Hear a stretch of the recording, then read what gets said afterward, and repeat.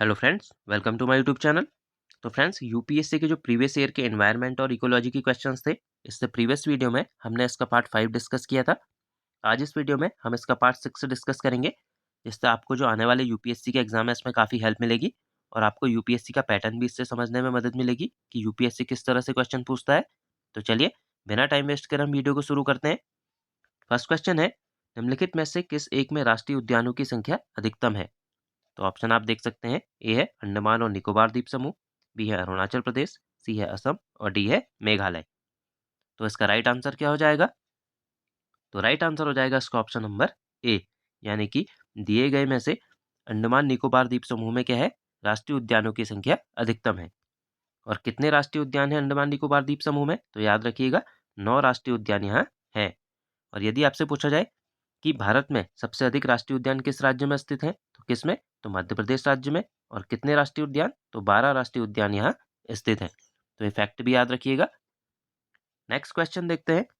Question number 2, निम्नलिखित में से कौन सा एक नेशनल पार्क इसलिए अनूठा है कि वह एक प्लवमान यानी कि फ्लोटिंग वनस्पति से युक्त अनूप स्वयंप होने के कारण समृद्ध जैव विविधता को बढ़ावा देता है? तो ऑप्शन आप देख सकते हैं इसमें। ए आपको दिया है भीतरकनिका नेशनल पार्क, बी है केबुल लामजाओ नेशनल पार्क, सी है केवलादेव घाना नेशनल पार्क और डी है सुल्तानपुर नेशनल पार्क। तो इसका राइट आंसर क्या हो जाएगा? तो राइट आंसर हो जाएगा इसका ऑप्शन नंबर बी, यानी कि केबुल लामजाओ नेशनल पार्क। और जो केबुल लामजाओ नेशनल पार्क है, ये किस राज्य में स्थित है? तो ये भी याद रखिएगा, ये मणिपुर राज्य में ये स्थित है। नेक्स्ट क्वेश्चन देखते हैं। क्वेश्चन नंबर 3, निम्नलिखित में से कौन सी राष्ट्रीय गंगा नदी बेसिन प्राधिकरण यानी कि एनजीबीआरए की प्रमुख विशेषताएं हैं? तो ऑप्शन आप देख सकते हैं। पहला है, नदी बेसिन योजना एवं प्रबंधन की इकाई है। दूसरा है, यह राष्ट्रीय स्तर पर नदी संरक्षण प्रयासों की अगुवाई करता है। तीसरा है, एनजीबीआरए का अध्यक्ष चक्रानुक्रमिक आधार पर उन राज्यों के मुख्यमंत्रियों में से होता है जिससे होकर गंगा बहती है। और ऑप्शन आपको क्या दिए हुए हैं इसमें? ए है केवल 1 और 2, बी है 2 और 3, सी है 1 और 3 और डी है 1, 2 और 3। तो इसका राइट आंसर क्या हो जाएगा? तो राइट आंसर हो जाएगा इसका ऑप्शन नंबर ए, यानी कि एनजीबीआरए के विषय में 1 और 2 यहाँ पे सही हो जाएंगे। यानी कि यह नदी बेसिन योजना एवं प्रबंधन की इकाई है और यह राष्ट्रीय स्तर पर नदी संरक्षण प्रयासों की अगुवाई करता है। अब जो तीसरा है यहाँ पे क्यों गलत हो जाएगा? क्योंकि जो एनजीबीआरए का अध्यक्ष होता है वो कौन होता है? तो प्रधानमंत्री इसके अध्यक्ष होते हैं। और जो एनजीबीआर है, इसका गठन पर्यावरण संरक्षण अधिनियम 1986 के तहत किस वर्ष किया गया था? तो वर्ष 2009 में इसका गठन किया गया था। तो याद रखिएगा, किस अधिनियम के तहत? तो पर्यावरण संरक्षण अधिनियम 1986 के तहत। और किस वर्ष? 2009 में इसका गठन किया गया था। और जिन राज्यों से होकर गंगा बहती है, उन राज्यों के मुख्यमंत्री इस प्राधिकरण के सदस्य होते हैं, लेकिन इसके अध्यक्ष कौन होते हैं? तो प्रधानमंत्री इसके अध्यक्ष होते हैं। तो फ्रेंड्स, एनजीबीआरए के बारे में जो इंपॉर्टेंट फैक्ट है ना, याद रखिएगा। नेक्स्ट क्वेश्चन देखते हैं। क्वेश्चन नंबर 4, जैव ऑक्सीजन मांग यानी कि बीओडी, बायोलॉजिकल ऑक्सीजन डिमांड, किसके लिए एक मापदंड है? तो ऑप्शन आप देख सकते हैं। ए है रक्त में ऑक्सीजन का स्तर मापने के लिए, बी है वन पारिस्थितिक तंत्रों में ऑक्सीजन स्तरों के अभिकलन के लिए, सी है जलीय पारिस्थितिक तंत्रों में प्रदूषण के मापन के लिए और डी है उच्च तुंगता क्षेत्रों में ऑक्सीजन स्तरों के आकलन के लिए। तो इसका राइट आंसर क्या हो जाएगा? तो राइट आंसर हो जाएगा इसका ऑप्शन नंबर सी, यानी कि जो पीओडी है वो जलीय पारिस्थितिक तंत्रों में प्रदूषण के मापन के लिए एक मापदंड है। नेक्स्ट क्वेश्चन देखते हैं। क्वेश्चन नंबर 5, कभी कभी समाचारों में दिखाई पड़ने वाले घरेलू अंश आवश्यकता यानी कि डोमेस्टिक कंटेंट रिक्वायरमेंट पद का संबंध किससे है? तो ऑप्शन आप देख सकते हैं। ए है हमारे देश में सौर शक्ति उत्पादन का विकास करने से, बी है हमारे देश में विदेशी टीवी चैनलों को अनुज्ञप्ति प्रदान करने से, सी है हमारे देश के खाद्य उत्पादों को अन्य देशों को निर्यात करने से और डी है विदेशी शिक्षा संस्थानों को हमारे देश में अपने परिसर स्थापित करने की अनुमति देने से। तो इसका राइट आंसर क्या हो जाएगा यहाँ पे? तो राइट आंसर हो जाएगा इसका ऑप्शन नंबर ए, यानी कि घरेलू अंश आवश्यकता का जो संबंध है वो हमारे देश में सौर शक्ति उत्पादन का विकास करने से है। और क्या हुआ था कि वर्ष 2010 में राष्ट्रीय सौर नीति, जिसे जवाहरलाल नेहरू राष्ट्रीय सौर मिशन के नाम से भी जाना जाता है, लॉन्च किया गया था। तो किस वर्ष लॉन्च किया गया था? वर्ष 2010 में। इसके अनुसार क्या है, घरेलू अंश आवश्यकता श्रेणी में भारत में सौर परियोजनाओं हेतु देश में निर्मित सौर उपकरणों और बैटरी का प्रयोग किया जाएगा। अब नेक्स्ट क्वेश्चन देखते हैं हम।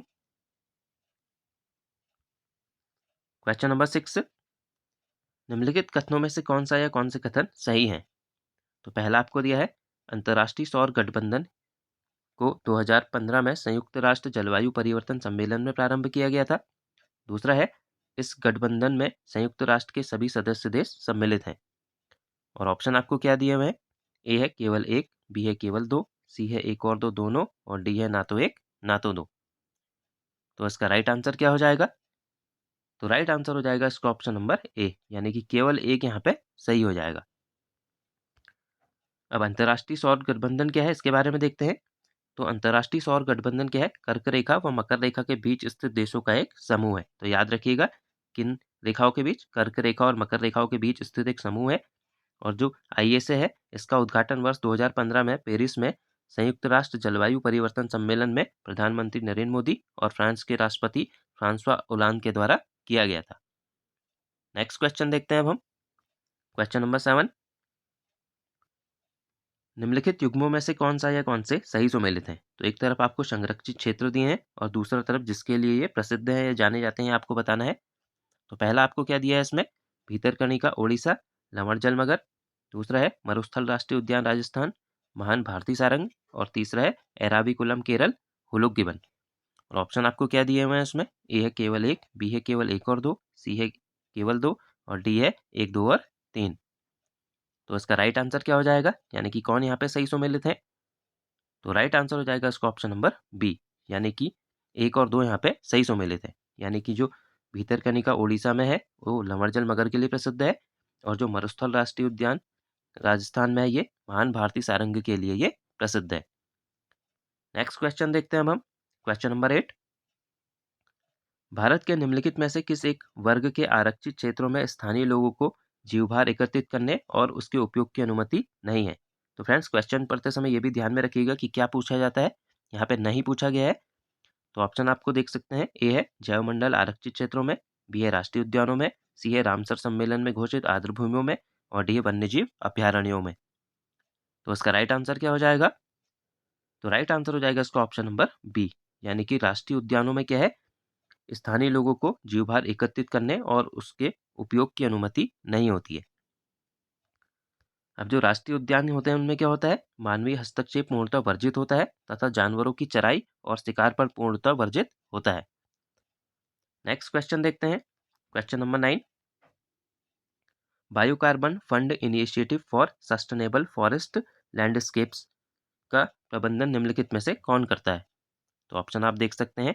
ए है एशिया विकास बैंक, बी है अंतर्राष्ट्रीय मुद्रा कोष, सी है संयुक्त राष्ट्र पर्यावरण कार्यक्रम, और डी है विश्व बैंक।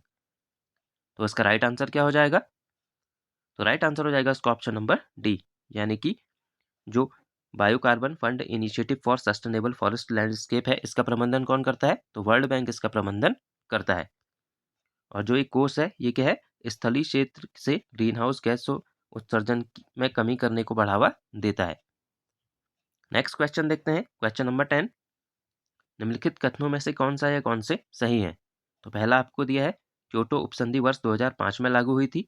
दूसरा है, क्योटो उपसंधि मुख्यतः ओजोन परत की क्षीणता से संबंध है। तीसरा है, मीथेन कार्बन डाइऑक्साइड की तुलना में ग्रीन हाउस गैस के रूप में अधिक हानिकारक है। और ऑप्शन आपको क्या दिए हुए हैं इसमें? ए है एक और दो, बी है एक और तीन, सी है केवल एक, और डी है केवल तीन। तो इसका राइट आंसर क्या हो जाएगा? तो राइट आंसर हो जाएगा इसका ऑप्शन नंबर बी, यानी कि एक और तीन यहाँ पे सही हो जाएंगे।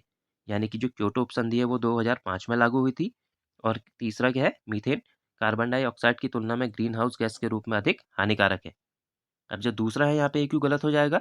क्योंकि जो क्योटो उपसंधि है वो ओजोन परत के लिए नहीं, बल्कि ये वैश्विक तापमान यानी कि ग्लोबल वार्मिंग से ये संबंधित है।